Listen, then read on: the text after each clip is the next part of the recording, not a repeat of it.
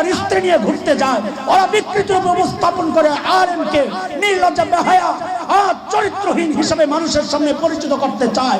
এর মাকসাদ একটাই, সাধারণ মানুষকে আলেম থেকে বিচ্ছিন্ন করার চক্রান্ত। এদেশের মানুষ বুঝে গেছে, জানা গেছে এই চক্রান্তে সফল হওয়া যাবে না। কেন? উলামায়ে দেওবন্দের মেহনতের বরকত এদেশের মানুষের রন্ধ্রে রন্ধ্রে ঢুকে আছে। এরা আওয়ামী লীগ করে, বিএনপি করে, রাজনৈতিক পরিচয় ভিন্ন, কিন্তু আল্লাহর কসম, আমার এই শিক্ষা ব্যবস্থার বিরুদ্ধে যদি কোনো চক্রান্ত হয়, কসম আল্লাহ, টেকনাফ থেকে তেতুলিয়া আন্দোলনের দাবানল জ্বলে উঠবে, দাবানল জ্বলে উঠবে।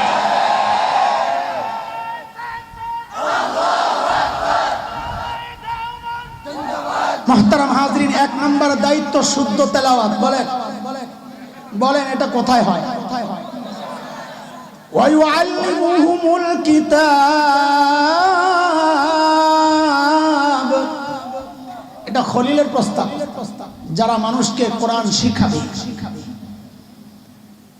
উলামারা কষ্ট নিয়েন না, নিজেদেরকে ওয়ারাসাতুল আম্বিয়া যদি দাবি করতে চান তাইলে এই চার দায়িত্ব আদায় করা লাগবে। অনেকে কষ্ট পায় এই কথায়, আমার এই কথা অনেকে কষ্ট পায়। অনেকে বলে আলেম হইছি মাদ্রাসায় পড়ানো লাগবে, এটা ব্যবসা করব। আলেম হইছি কি শুধু মাদ্রাসায় পড়ানোর জন্য? পড়া কপাল, মাদ্রাসায় পড়ানোর জন্য আলেম হওয়া নাই বটে, কিন্তু নিজেকে ওয়ারাসাতুল আম্বিয়া দাবি করতে হইলে, নবীর ওয়ারিস দাবি করতে হইলে, নবীর জিম্মাদারিগুলো যদি আদায় কেউ না করে, সে ওয়ারাসাতুল আম্বিয়া হওয়ার যোগ্যতাও রাখে না। এটাও মাথায় রাখা। মাদ্রাসায় পড়ছে কিন্তু দ্বীনি শিক্ষার সাথে নিজে যুক্ত নাই, পোড়া কপাল। অবশ্যই ব্যবসা করো, চাকরি করো, দুনিয়া কামাও, কিন্তু কোন না কোন ভাবে কোরআনী শিক্ষার সাথে নিজেকে জুড়ে রাখবা। আল্লাহর রাস্তে নিজেকে যে কোনো ভাবে জুড়ে রাখবা, যদি নিজেকে ওয়ারাসাতুল আম্বিয়া দাবি করতে হয়। এখানে আরেকটা বিষয় ভেজাল লেগে যায়, আমার সময় নাই, আমি জায়গা।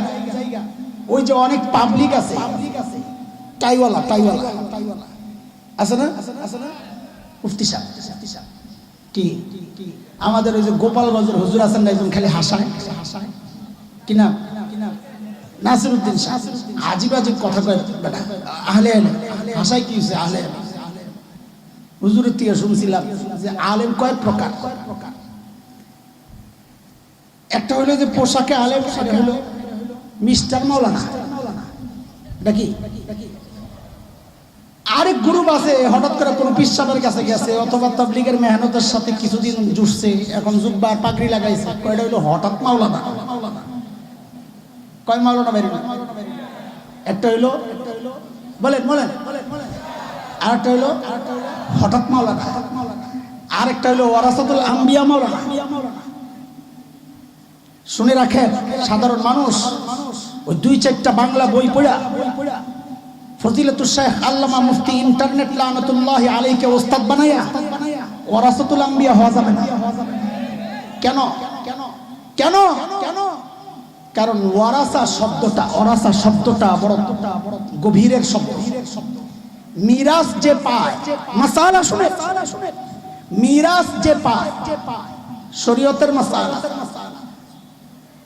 যিনি মারা গেছেন আর যে মিরাজ পাবে তাদের মাঝখানে কোনো গ্যাপ থাকলে মিরাজ পাবে না।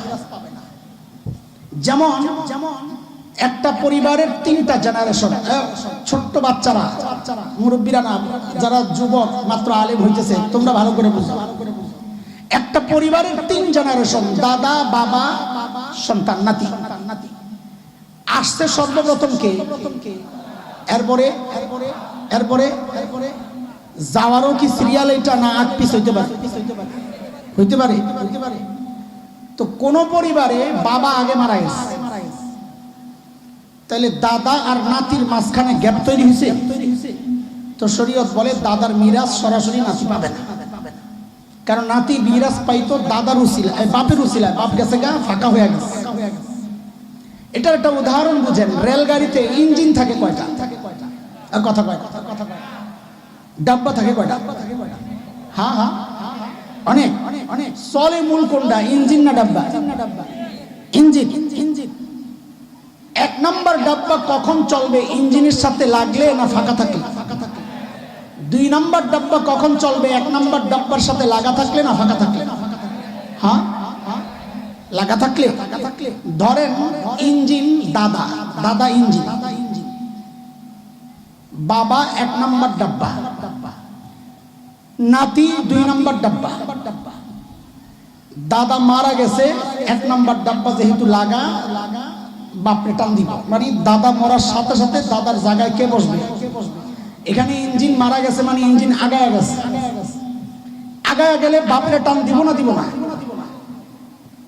এই বাপ আবার নাতিরে টান দিব কি দিব না? এইবার বলেন, যদি প্রথম ডাব্বাটা না থাকে, এখন যদি ইঞ্জিন টান দেয় সামনে, 2 নম্বর ডাব্বা আগাইব কেন? মাঝখানে ফাঁকা তৈরি হয়েছে।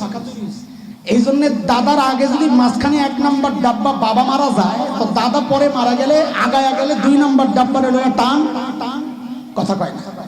দিবে না দিবে না দিবে না? মিরাসের মাসালা। আমাদের বড়রা বলেন, দেখো নবী আলাইহিস সালাম কি আজীব শব্দ বলছেন, ওলামারা হচ্ছে ওয়ারাসাতুল আম্বিয়া, নবীদের ওয়ারিস। মিরাস পাওয়ার জন্য মাঝখানে গ্যাপ থাকলে হয় না। কাজে কেউ যদি নিজেকে নবীর ওয়ারিস দাবি করে, তো নবী পর্যন্ত তার ইলমের এই সংযুক্তি লাগবে। মাঝখানে যদি গ্যাপ তৈরি হয়, কোন ওস্তাদ ছাড়া যদি কেউ ইলম শিখে, নবী পর্যন্ত যদি ওস্তাদের সম্পর্ক একজনের সাথে আরেকজন লাগতে লাগতে নবী পর্যন্ত না পৌঁছে, সে নিজেকে আলেম দাবি করতে পারবে না।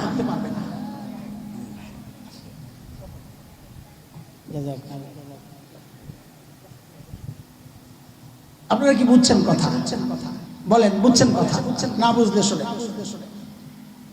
এই যে আমাদের ভাই আসছেন আল্লামা মাহফুজুল হক, তিনি বুখারী শরীফ পড়ছেন, শেখুল হাদিস আল্লামা বলেন আজিজুল হক রাহমাতুল্লাহি আলাইহির কাছে।